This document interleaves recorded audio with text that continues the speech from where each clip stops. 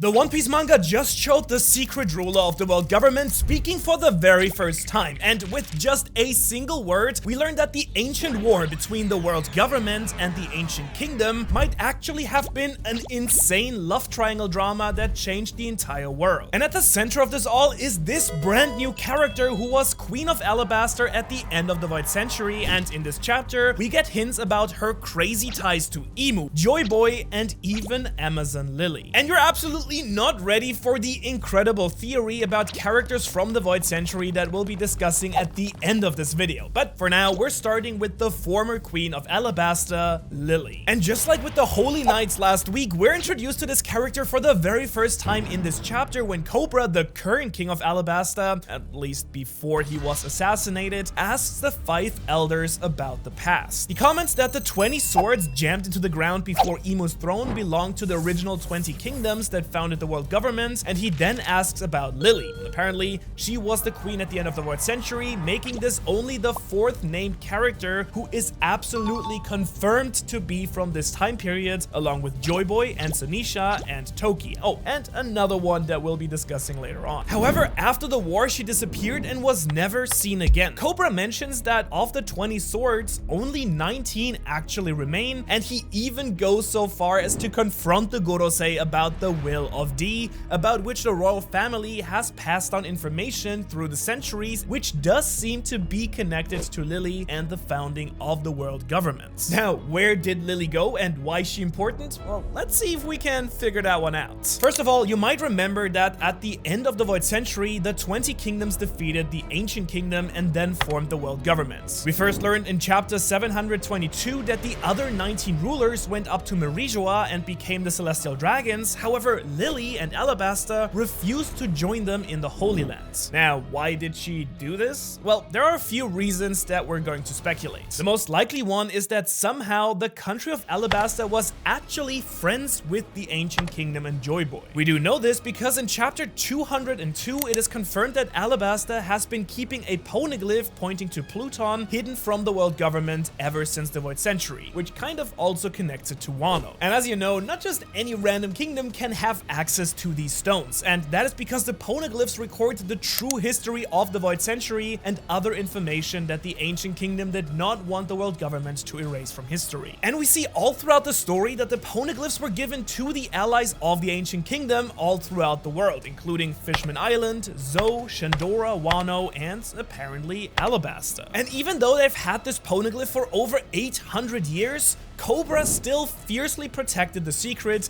even willing to sacrifice his own life to stop Crocodile from finding it. In other words, clearly it was important and probably not just something that they randomly had lying around. So how does this connect back to the original Queen Lili? Well, if Alabasta and Lili were friends with this ancient kingdom, then we have to ask how they ended up being one of the 20 kingdoms that defeated the ancient kingdom and formed the world government. And while we don't know for sure, it is possible that someone from Alabasta, maybe even Lili herself, betrayed the ancient kingdom, which helped the 20 kingdoms win the war. Maybe they killed Joy Boy or somehow gave the 20 kingdoms secret information, but whatever the reason is, it seems like the outcome caused Lili to reject the other kingdoms and even her own kingdom disappearing entirely from the world. And so with this in mind, let's take a closer look at who Lili actually could be, what she might have done, and also the tangled web of her relationships from the Void Century. So do get your popcorn ready because we're about to dive headfirst into a juicy love affair here. Starting with Lili and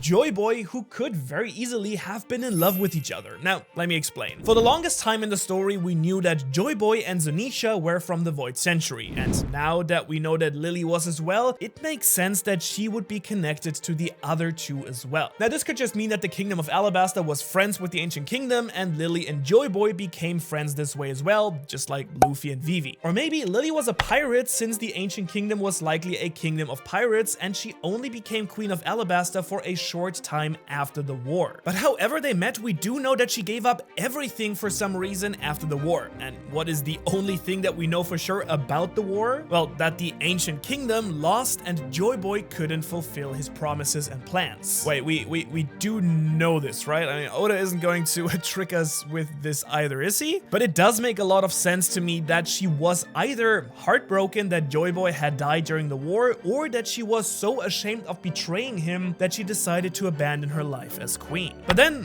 where did she go? Well, there's one obvious place that would fit perfectly with what we've explained so far. That is the Island of Women, Amazon Lili. Now, clearly both the character and the island share the name Lili, and even in Japanese, this word is written in the exact same way in katakana, riri. Which, by the way, did you also know that in Japanese culture, the lily flower can represent purity, revenge, or even a final goodbye for the dead?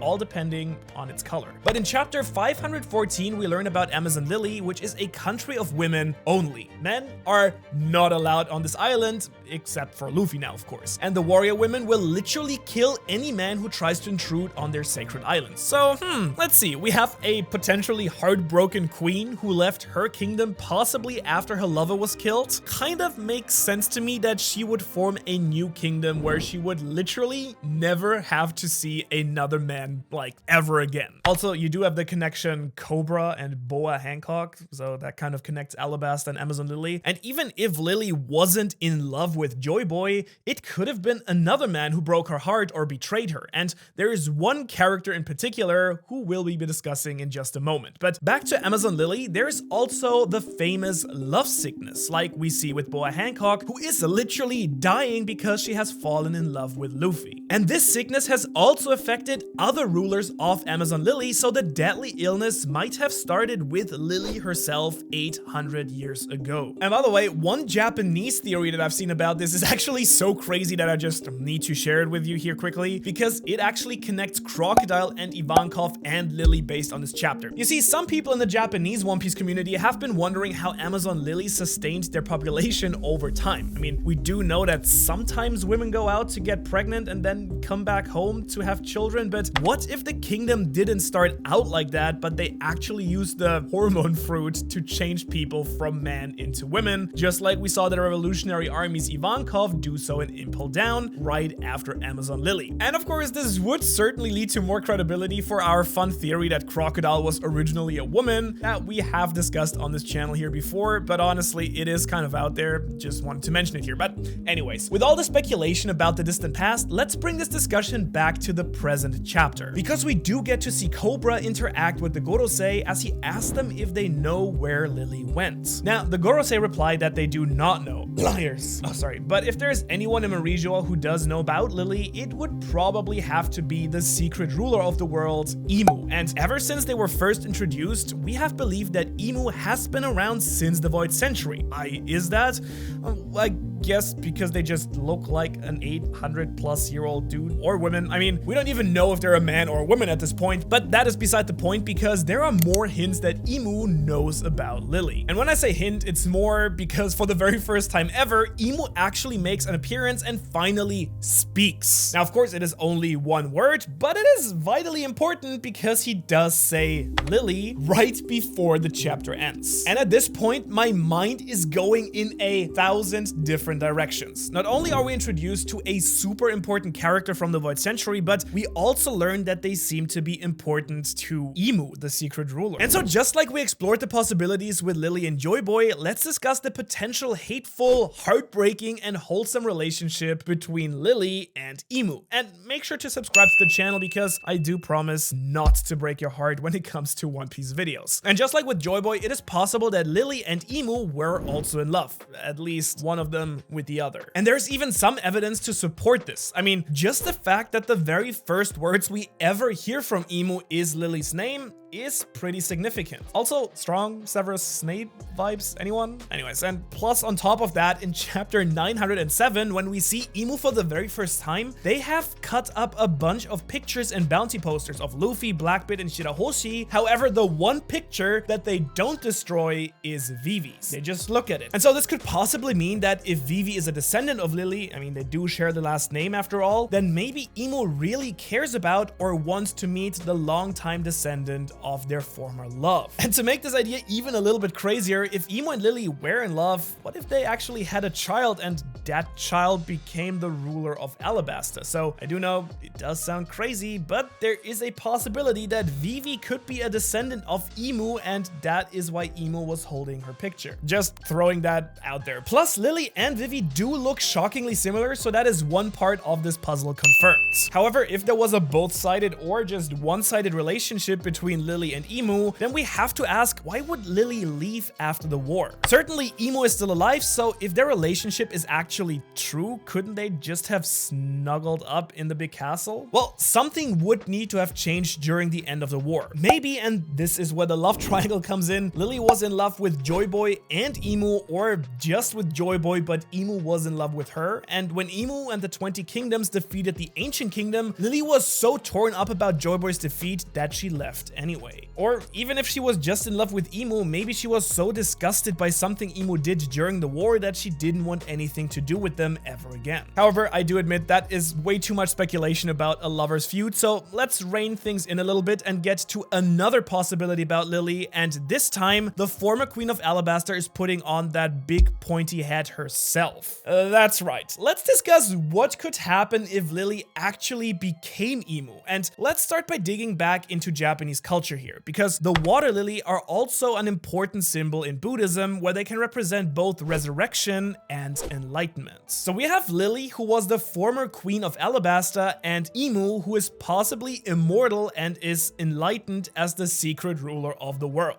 By the way, Emu in reverse makes Umi, which does mean water or ocean in Japanese. So if you haven't connected the dots yet, what if Lili was reborn as Emu when they became the secret ruler of the world? Now, you can call me crazy, but it does fit with what we know about Emu and with everything else we've discussed so far in this video. Because if Lili and Emu are the same person, she could still have been in love with Joy Boy, especially because she kept what we assume is Joy Boy's straw hat in this big freezing vault. Plus, Emu is kept secret from basically the entire world, and no one seems to know what happened to Lili after she left Alabasta after the war. Oh wow, this is actually starting to make a lot of sense to me right now, but we will have one even more insane theory for Lili at the end of this video. But in the meantime, we still have to look at the unfortunate King Cobra first, because while Cobra is questioning the Gorosei, this is when Emu finally shows up. And while we don't know what exactly happened in the scene, somehow Cobra ends up dead afterwards. So he might have been killed by the Gorosei, or maybe the shock from seeing Emu just led to Cobra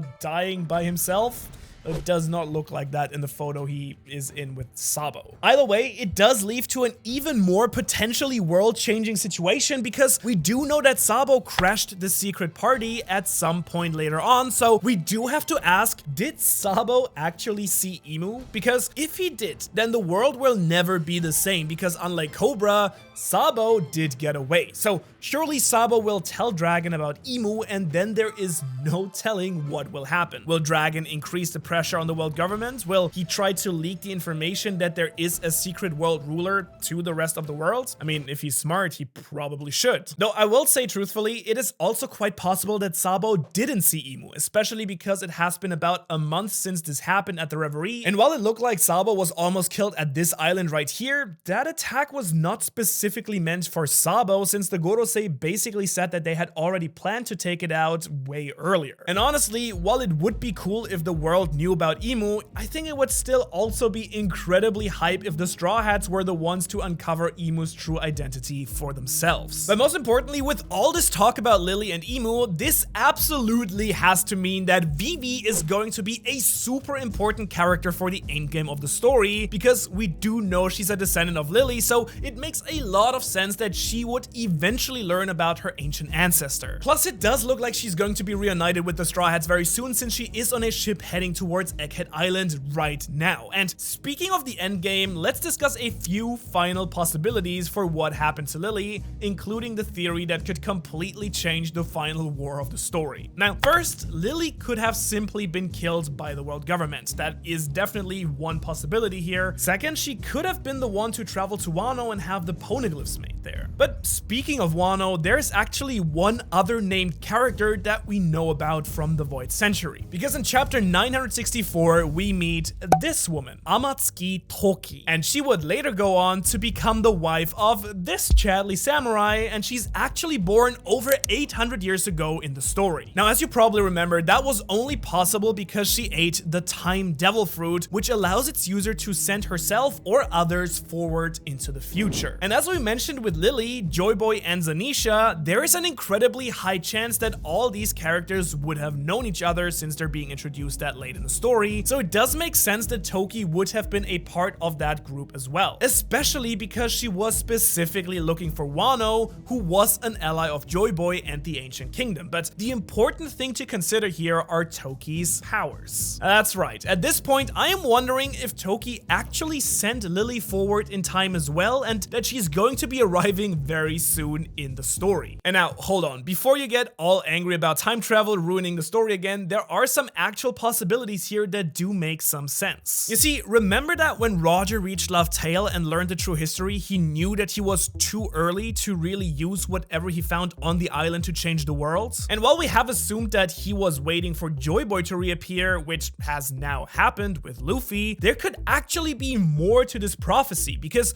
what if along with Luffy's awakening, someone else from the Void Century was sent forward to help the new Joy Boy not make the very same mistakes that the Ancient Kingdom one did? Specifically, I'm saying that what if Lili was sent forward to help Luffy in the fight against the world government? Might explain why she's not there anymore. And while we don't know if she has any devil fruit powers, we have learned in Egghead Island that the Ancient Kingdom had highly advanced technology. So what if Lili is coming to help the Straw Hats use some hidden technology or to counteract some hidden weapon that the world government has up its sleeve? And maybe even another possibility is that Lili is the ancient weapon Uranus and that she was sent forward to help win the final war. And of course, this is all speculation on my end, and if Lili was sent forward, that could mean that other characters from the Void Century could show up as well. But I do think it's a real possibility, and one that could make for an even more hyped final war, in my opinion at least. And actually, since we're talking about characters showing up from the Void Century, here's one more bonus theory inspired by the Reddit user Fleedon. Now, this theory is basically about what if people from the Void Century were turned into stone by the Mero Mero no Mi, and they are waiting to be revived for the final war. And while the previous user of the Mero Mero no Mi definitely died and wouldn't be able to revive the statues themselves, it's possible that there's some other way to revive those statues, similar what they do in the anime Dr. Stone basically. So maybe there's some sake, like Bing sake, that has been aging for 800 years, and when it is finally ready, it can be used to revive the people from the Void Century. But whatever happened to Lili and whether we will see her again, she is definitely a part of the important information we absolutely have to learn about the Void Century before the final war. Because one thing we do know for sure is that the world government won this battle 800 years ago, and it's going to be a massive challenge for the Straw Hats to take them down this time. And if you want to learn everything that we can deduce about this insane new group of characters called the Holy Knights of Gods, who could possibly be the Straw Hats' final opponents, then you can watch that video right there. Thanks for watching.